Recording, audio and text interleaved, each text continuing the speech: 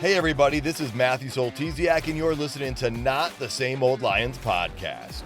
Using my sportscasting background, I speak with a variety of guests and interview key players to gain more insight on what makes this team go. As the Detroit Lions enter a new gritty era, we'll look beyond just the kneecaps when it comes to the analysis. Welcome to another episode.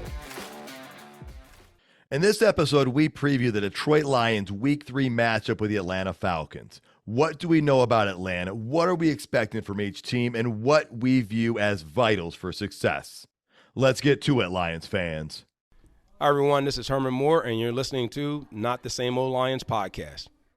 I'm joined by Coach Jerry Angers, named Michigan High School Coach of the Year, as well as Coach of the Week by the Detroit Lions. He's also mentored numerous players to the college level and some all the way to the NFL. As always, it's great to have you here, Coach. Oh, definitely a good time to be around talking about the Lions. Yes, we were hoping going into that last game that we would be talking about Week 3 being 2-0. A lot of Lions fans are disappointed we're not. They enter 1-1. That's a record that would not have shocked us before the season. And it's that time to get back on the train, rebound from last week, and look forward to Week 3. Oh, no doubt about that. We weren't sure what was going to go on in the first two games, and I think they're backwards than what we thought. But hey, we're 1-1. Let's move forward. Exactly. I'm still recovering from that trip to Ford Field. You can still hear it in my voice. I announced a game tonight, so that put a little more wear and tear on it, but nevertheless, no rest for the weary. Let's start talking about Atlanta. How are the Falcons different from last year? Well, they're 2-0. I guess that's one way they're different, but they made some changes this offseason. The one that everybody knows about is drafting Bijan Robinson, the running back at number 8 overall. In the second round, they took an offensive tackle out of Syracuse to try and give some more offensive line support, and they took a defensive edge out of Ohio State in the third round. As far as free agency goes, I see they signed Jesse Bates, the safety, to a massive 4-year deal. They grabbed Taylor Heineke as a backup quarterback behind Desmond Ridder. They traded for Jeff Okudah with the Detroit Lions. Now, he has not played yet. He could make his Atlanta Falcons debut this week in Detroit against the Lions. So those are some of the things that Atlanta is looking different than last year. Is there anything you had to add to that? No, I mean, I think they're definitely, another year with some new bodies. And it's going to make a big difference, I think, especially just because of their backfield. So has improved so much with the draft. It has, exactly. And they're 2-0 coming into this game. That they've got young talent that they're putting in there. You've got wide receiver Drake London. You've got Kyle Pitts, the tight end, some talented players right there. They beat Carolina in their opener. Then they beat Green Bay last week. And again, there's all that overreaction in the first week, right? We saw how Seattle played in week 1, and I was like, oh, they're right for the picking.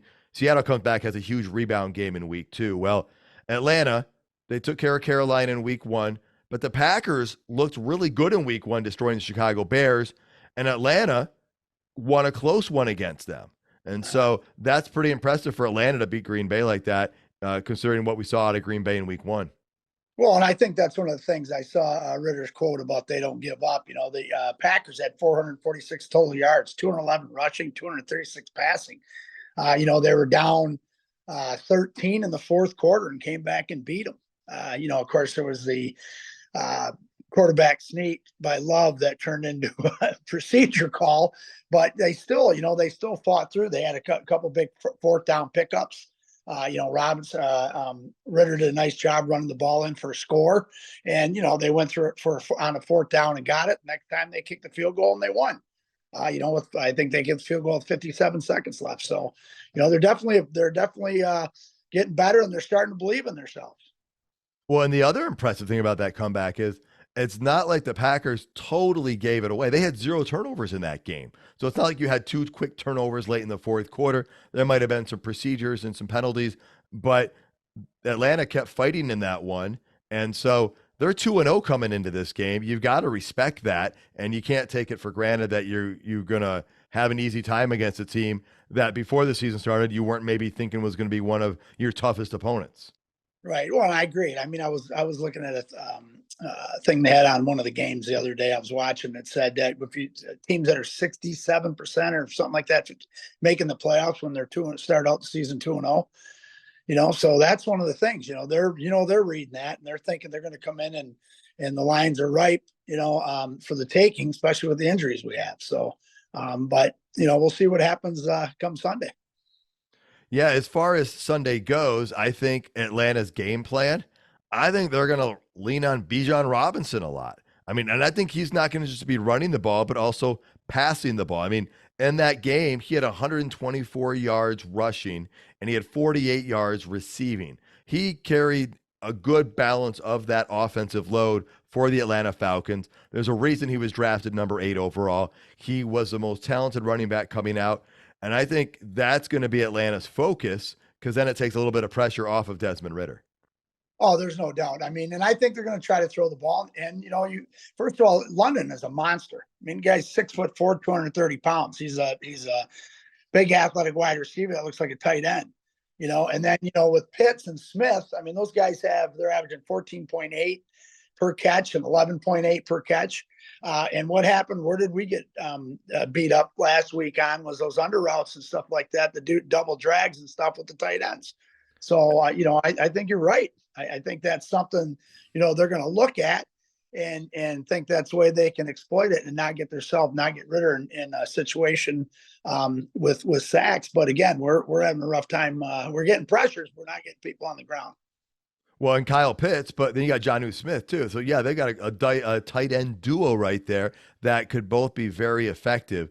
And it wouldn't shock me to see them using a lot of the tight end routes, especially if they're watching game tape from last week. They're probably thinking, how are the Lions going to adjust to this? Let's use it until they can stop us.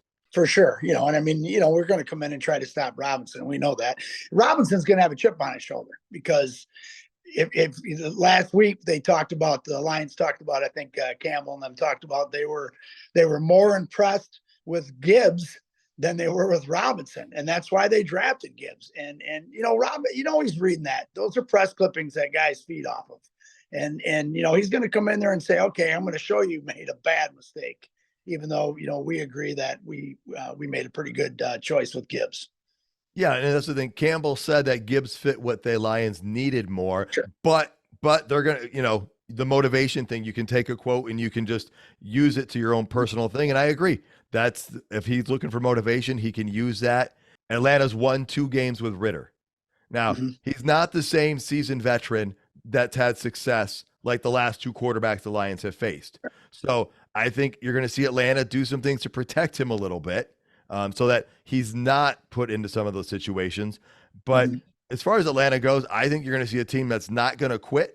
And I think you're going to see them using a lot of that running game and using the tight ends heavily. Yeah, for sure. Try to keep the ball, away from our offense because they know we can score at will. Unless we have a few mistakes, like last week, that's part of the game. And I think that's what they're going to try to do. I think they're going to try to pound the ball and then throw short routes to keep the chains moving. Stay ahead of the down, stay ahead of the sticks, and see if they can muster. Even if they don't score a ton of points, they know they want to keep the ball in their hands and burn clock as well as field possession. Well, exactly. And so let's turn around and look and see what we think the Detroit Lions are going to do, right? What are some things we think they're going to do or things we want to see them do? As we record this, I'm not sure if any decision's been made about Isaiah Buggs playing this week, but I think there's a chance we could see him active in this game. And we're going to get to the injuries in a little bit and go through all of it. But with some of the injuries mounting and maybe with some of the ineffectiveness of that pass rush and knowing that Atlanta's going to run the ball, you think there's a chance that Buggs could be in there? I mean, I do. I think, our defensive line that, have the PFF gradings, and I'm sure the Lions have their own grading systems. What we get to read is when we doubt and bring negativity into the mix. But our D tackles right now are not making plays. And again, they're not creating stats, is what I should say. I don't want to say not making plays because what's their grade through the line system. Are they, plugging their gaps? Are they forcing the gap outside? Are they putting pressure on? Are they freeing it up? So, those are things I kind of stay away from because I'm not in the film room with the D-line coach for the Detroit Lions. I only read what I read. And I think they, and it could be something they change up, something to motivate him, something to, maybe that's where Bugs is at. Maybe it's been a motivational thing. Maybe he hasn't had good practices. Maybe he's banged up a little bit. I mean, we don't know. We're not in that camp, but we know that we signed Bugs during the offseason to keep him around, and he's been active 2 games in a row. So, we may see him this week. Yeah, and I guess with those injuries, we're going to see a variety of shuffling going on. I think one question I want to ask you is the defense and the pressure. Like at that Seattle game, I mean, live at the game, I was noticing we were hardly getting any pressure on Geno Smith. And I guess my wondering was, is that our guys couldn't get there? Or was it more of a scheme thing because they were worried about Geno Smith running past them? And so did you have any thoughts or insights on that? Well, I definitely think a scheme thing. First of all, they came into that game with two down tackles. Last year, I think when they aired the ball, they threw the ball down the field, a lot of stretch plays down the field last year, if I remember correctly. This year, they said, we're going to protect Geno. We know that Hutch can get after it. We know that Houston can get after it. We have the guys up front, McNeil and them. And so I think there was a scheme thing. I think they realized, listen to Dan Campbell's press conference, which me as a coach watching it on TV the other day, our transition from play action pass to pass coverage is pretty slow. And that's what he said. We're coming downhill, but we're not getting back into our pass coverages soon enough. I mean, look at the tight ends, look at the out routes. I mean, we've all seen the schematics. We've all seen the charts that people have put out and said, why can't we stop this? What are you doing? Well, we talked about that game last week with Pete Carroll coming in. He is a great coach, and we knew he was going to come in with something that was going to offset what we had, and he did, and we have to live with that. So, but I think that's one of the things that the Lions will look at, and where some of our guys reading their press clippings, and even Dan said it too. Coach Campbell said it about guys have to hold themselves accountable, and some of his big dudes were not holding themselves accountable. So, I think that'll be changed this week. Yeah, he did say that. He said we need our reliable players to be reliable. I think that was his quote, and that's exactly it. Now, we came in and we stopped the run against a pretty good team with running abilities, and that's when Seattle was able to pass on us. We took care of part of it, but we couldn't take care of the other part. This week, I would like to see us get more pressure on the quarterback by our defense, and I think they're going to scheme it a little differently. Also, with having a less seasoned quarterback in there, you've got a guy who could be more prone to making mistakes. So that could be a benefit. The secondary doesn't have to work as hard as long, but not only that, it increases the chance of them helping with the turnovers, because in the last game, we lost the turnover battle 3-0. Yes. And that was huge. I mean, that's, you look at all those things. I mean, the fumble right after halftime, we're going to drive down and go up 21-7. Next thing we know, it's 14-14. And so those are the things that, the Lions are, they're a good football team, and they're going to learn from it, and they're going to get better because of it. And I'm not, not blaming Monty on that one or any of those guys. It's just that, that's the way the game worked itself out. There's 1,000 things we could say about it, but I agree with you. I think that we will scheme it different. We will put more pressure on him, and we will try to make him make a mistake. And like you said, he's not a seasoned veteran like the last 2 guys that we've faced. Guys that know what their checkdowns are, know what they're going to do. And I'm not saying Ritter's not a decent quarterback or a good quarterback. Like you said, it's going to be a challenge for him. So if we look at the Lions offense a minute, if you take away those 2 turnovers, the Lions offense played pretty well in that last game. They put up some good points. And so what am I hoping to see or expecting to see? Well, we've been talking since training camp when you and I were there, and we're like, who's going to be the receiver that steps up when Jamison Williams went down and got hurt? And we're like, is it going to be Marvin Jones? Is it going to be Antoine Green? It was Josh Reynolds. I mean, Yes. Josh Reynolds looked good in week 1. And I tell you, I turned to the guy next to me and I texted you after Reynolds made that first catch for a touchdown and took that hit and held on. I said, everybody better stop critiquing Josh Reynolds. Like, the guy played banged up last year, but he is the guy that has emerged. We know Amon-Ra St. Brown's going to be Amon-Ra first down. He's going to be the guy that gets that done, but you can't just rely on him. So it's like, was it going to be Jones? Was it going to be Raymond? Was it going to be Reynolds? Who is it going to be? Josh Reynolds is that guy. He has stepped up. I'm expecting to continue to see more of him. And I'm thinking Sam Laporta is showing he's got some receiving abilities almost immediately, which we don't always see that from a tight end. Yeah. Oh, I agree. I mean, that's, you take those and, Gibbs again, the situation, how they were going to use Gibbs in that game changed once Monty went down, and so those are things that they have to figure out how they're going to, how they're going to make those changes. But I totally agree with you on Reynolds. That guy makes plays and he stretches the field. I think Green had 1 or 2 targets too. Right. He may have more. I mean, I think, it's bad. I know he's got concussion protocol right now, but I totally agree. And I think that's the thing that we have. We're starting to find these guys that are going to step up when St. Brown is getting doubled, when St. Brown, but we watch St. Brown and some of those big catches he had, he just makes plays too. And so I'm not concerned with the receiving core right now, as we were coming into the season. I think we have enough to do it because we can change and go to Laporta. We can change and throw to Gibbs. And of course, Reynolds, of course, is going to make the big play when we need it. I think my big concern is Amon-Ra St. Brown's health, because he got nicked up, came back and made fantastic play after that, went down again later. So, and we're going to get to that in a minute. And then I'm wondering what we're going to see out of Marvin Jones, because he was almost invisible in this game after in the week 2 game after the week 1 disappointment. But maybe he comes back in week 3 and he plays a key role. Either way, he still has a presence in that locker room. He's coaching up the other guys. And I'm just hoping, I mean, Marvin Jones has had some of the best hands we've seen. And so I'm hoping that, he can help play a role as well, because you're going to need more people to step up as other guys shuffle in and out due to injury, or as teams roll their coverages, because they're going to start trying to take St. Brown away more and more, which means you're going to need other guys to do something.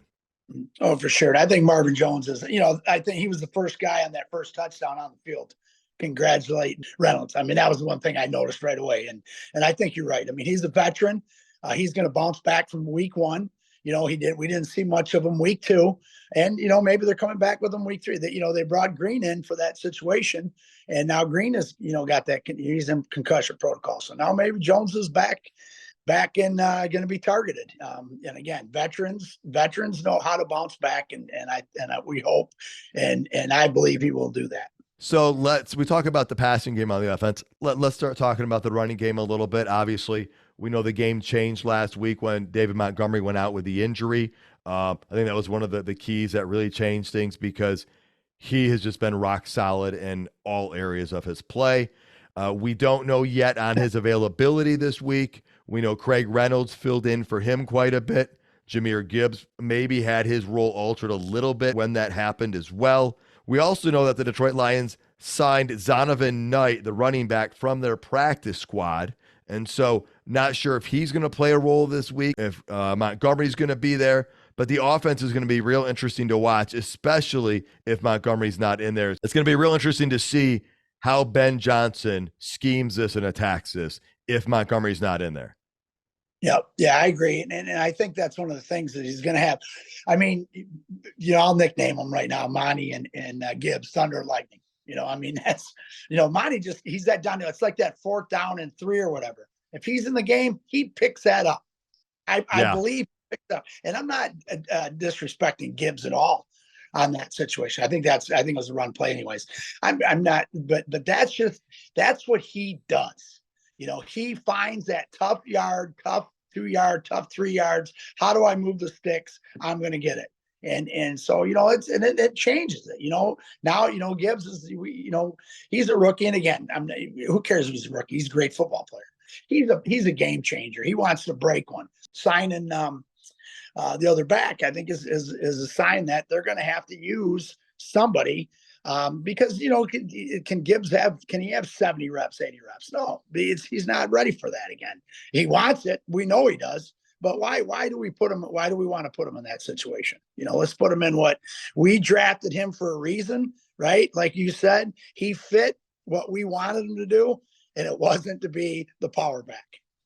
Well, and that's exactly it. We talked about all the receivers stepping up. Jahmyr Gibbs is also contributing to that receiving element. And like you said, we don't want him carrying the ball 25 times between the tackles. He is a complementary, like a 1A, 1B back, as most have said. Even if Montgomery's healthy, maybe the Lions roll with 4 running backs, knowing that Montgomery's not 100%. I'm not really sure, but it is interesting that they did sign him to the active roster. So let's go right down there to the injuries, because I think the major storyline coming out of this game, week 2, going into week 3, wasn't that we lost. We lost, but we lost the turnover battle, and we still almost won that game. So that just shows you how impressive the team is. But it is the injuries. If you and I have talked about, you can't get better if you're not on the field. The Lions players had so many injuries in that game, and very quickly after, we found out James Houston had a broken fibula. He went on IR today. He's out for a while. Vaitai is injured. I have not heard how severe, but he is expected to miss some time. David Montgomery got knocked out of the game, and he might be available. It's not as bad as they thought it might be, but again, with the signing of Zonovan Knight, he might not be available. And then you got C.J. Gardner-Johnson. I mean, that's the one that we didn't know about because, again, he left the game and came back, and they said it was a possible torn pec, and he's on IR now too. And so you got Houston and Gardner-Johnson on IR. We're so fortunate to have a guy like Tracy Walker, but those are big losses. Oh, and by the way, Taylor Decker, he missed this past week. We don't know if he's playing. Josh Pascal got hurt in practice last week. He's on IR. So the injuries is the really big storyline right here. A lot of Lions fans are concerned. Coach, how do you as a coach address things like this in your locker room? And what's your message? I know the message everybody says is next man up. But beyond just those words, what does it mean, and how do the players buy into that? Well, I think the big thing, too, is next man up, or you're 1 rep away from starting. I mean, that's what it is. You're one, and it's the NFL. It's a 17-game season. You got 3 preseason games that the veterans and the elite don't play in anymore. And you have to make sure that you're able to run out there and be ready to go as soon as you go. And I think Trace Walker, one of those guys I read a quote on Twitter was, if you always staying ready, right? And we're lucky enough to have that guy. We have depth. Last year we went through the injured bug. We didn't have depth. This year we have some injured bugs. We have depth. We have guys that are going to step up and make plays. Trace Walker was one of our best cover guy, best safeties going into last season, and then he had the Achilles. And so are we taking a step back? Who knows? I mean, CJ's a stud, but that we got him for that reason. And so I think the guys motivate themselves. They're within, it's a within. They have to say to themselves, I have to step up and make a play. This is my time. This is my time. And you motivate those guys. You motivate them and you talk to them about that and you say, hey, this is your time. You're starting now. Don't let that guy take the starting spot back from you when he comes off injured, even though you don't bench somebody because of injuries. But so I think that's one of the motivational things you do. My thing was always, if there's one position hurt, fill it with somebody and protect them if you have to. So if you got a corner that's injured, you got to bring in a corner to protect them with some under coverage. We protect them with safety over top. If you got a tackle that's injured, bring them in, protect them with the tight end chips and stuff. So I think that's what the Lions will do. Dan Campbell said last week, we are built for this. Okay. The Lions are built for this. They went through a 1-6 at start last year with people injured, and they continued to fight and fight and fight. Are we 8-3 or 9-3 over our last 12 games or something like that? I mean, people are freaking out. Oh my God. Guys, look at, we are going to go 17-0. No, we're not. Okay. We're going to try to go 1-0. Last week's gone. This week we're trying to get to 1-0. And I think that's how, they're going to be motivated. Those guys are going to step up. The guys that are going to get the shot, you assign the running back. If he gets a shot, you don't think he's going to take advantage of it. And sometimes guys rally around those injuries. Look at what Seattle did last week with their injured tackles. You got to bring that stuff up. And those are things you look at, and everybody thought, oh yeah, this game is for the right. But you know what? Pete Carroll didn't allow that to happen, and Dan Campbell won't allow it to happen. They will step up and do what they're supposed to do. Well, that's exactly it. And you talked about it with Tracy Walker. I think his quote was, if you stay ready, you don't have to get ready. And, so that's amazing. That talks about his mentality. We've seen him work all off season. So that's impressive. You talked about protecting the players around the person who gets banged up or replaced. Coach, let's look at week 1 a minute. Remember when Branch got banged up with a cramp and he was out for a few plays? The Lions didn't move CJ to nickel and bring in Walker. They just subbed Harrison at nickel. And I believe that's got to be to keep the stable pieces stable. And that's what they were repping all week. They kept the strong pieces there and brought a quality backup in to fill that spot for a little bit.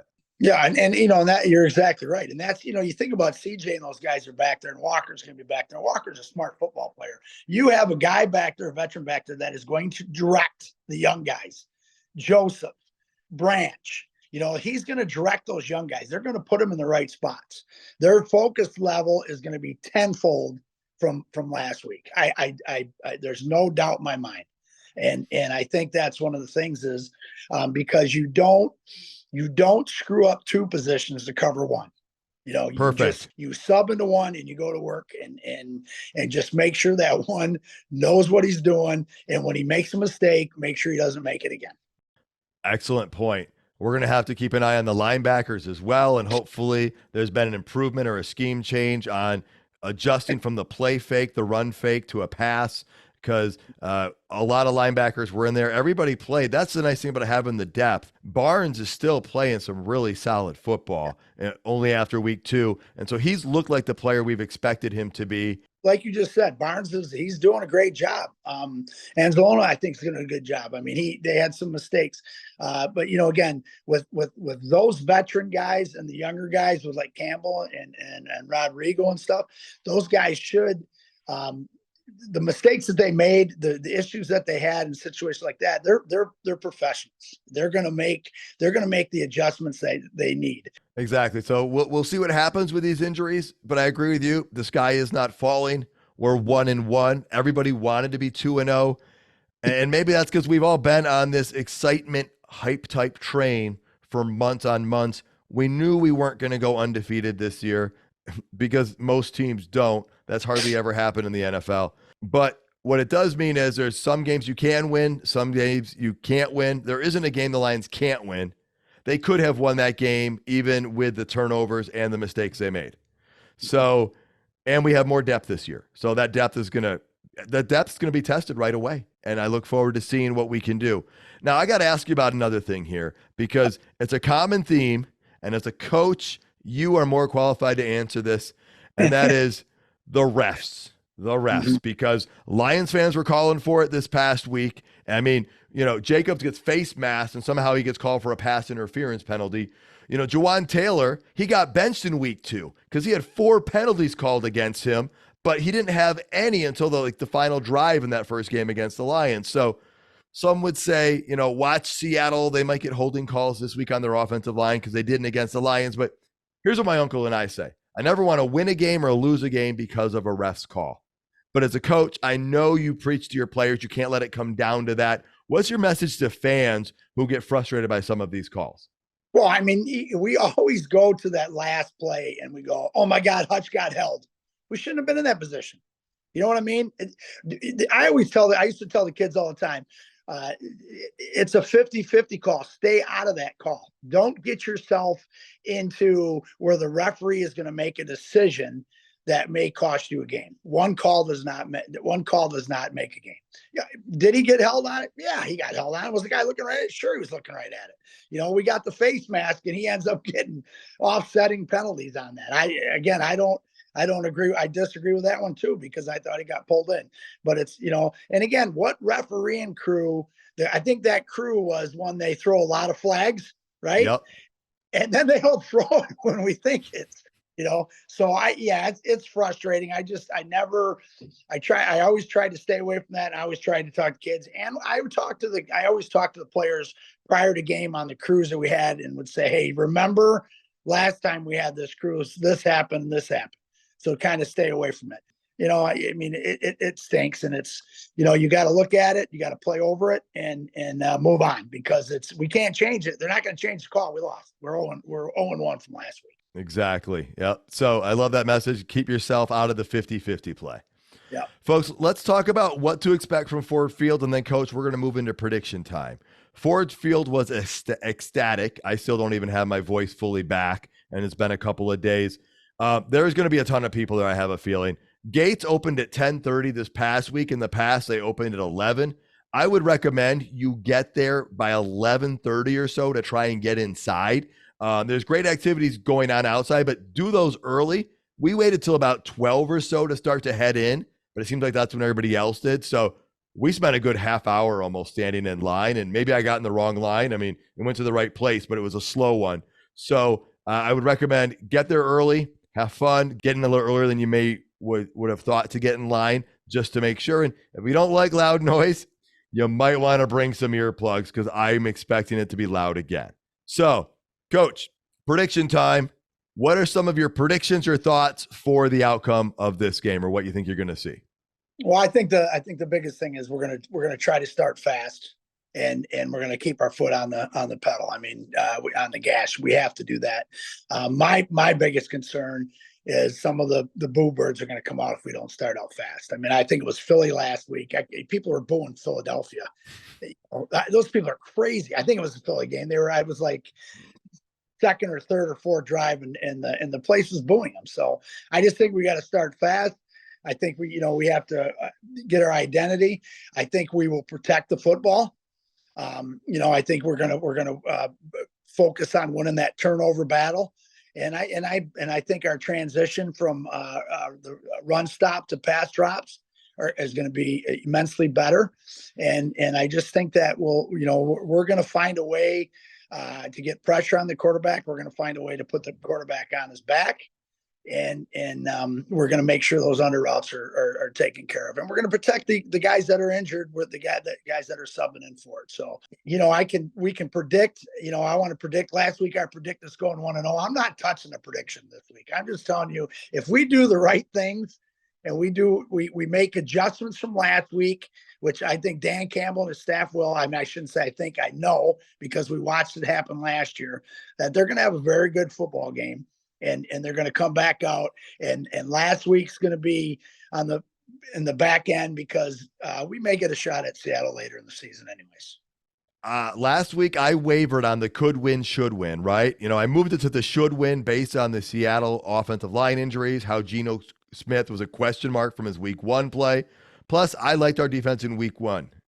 But we lost. We didn't play well outside of a bit here and there, but the game went to overtime and we didn't get blown out. So this week against Atlanta, I originally had this as a should-win game on the schedule when it first came out. Even though they are 2-0, I like the way we potentially match up. They rely heavily on the run, and so far, we have stopped that run pretty well. Now, they also have a much less experienced quarterback, so I'm going to keep it in the should-win category. But obviously, just because it's a should-win doesn't mean you will win. But my biggest concern is the injury factor on our team. Now, Coach Campbell already came out and said, we might be a little bit thin for this game. I mean, the Lions are now hosting 7 players for tryouts as injuries mount. So that talks about some of the concerns. I mean, we just saw so many players get hurt. That's my real concern. I'm not concerned that we can't correct what didn't work. I'm concerned that we've got a lot of guys banged up for this game. Yeah, I totally agree with you. And hopefully the injury bug stays away from us this game, so we can finish the game with what we started with. I agree completely. One other prediction I want to put out there, and this is a Ford Field thought. Mm-hmm. The Lions have 9 home games next year. Mm-hmm. I'm going to predict that we're going to play one of our games next year in Germany. I've been thinking about it for a while. We were like on the teeter-totter, maybe going to go. We know Amon-Ra St. Brown has that German connection. We heard him speak at his first press conference at the first practice in German to his German fans. The Lions have not played an international game since 2015. So I'm going to put it out there right now. that I think a year from now, the Lions will be playing a game in Germany, and it could be potentially one of those home games since it's a 9-game slate. Just kind of want to put that on record. I like that. And we'll come back to that next year and go, remember when you predicted that? You were right. Yeah, you choose the safe predictions. That way you look good versus the two crazy ones. Although the trick play one worked out in week 1, didn't it? Yes, it did. Yes, it did. All right, Coach, it's time for us to get out of here. Thank you so much for joining the show and sharing all those thoughts and strategies with us. Oh, for sure. I always love talking about it. Next week, I think we'll have smiles on our faces. That's all I'm saying. I hope you're right. Thank you so much for tuning in, folks. You can find all the episodes at notthesameoldlions.com. And if you have questions about the Lions you'd like answered on the show, email me, Matthew at notthesameoldlions.com. If you're listening on YouTube, please hit that like button. While you're at it, tell your friends about the show. Please subscribe regardless of your listening platform. And until next time, stay gritty, my friends.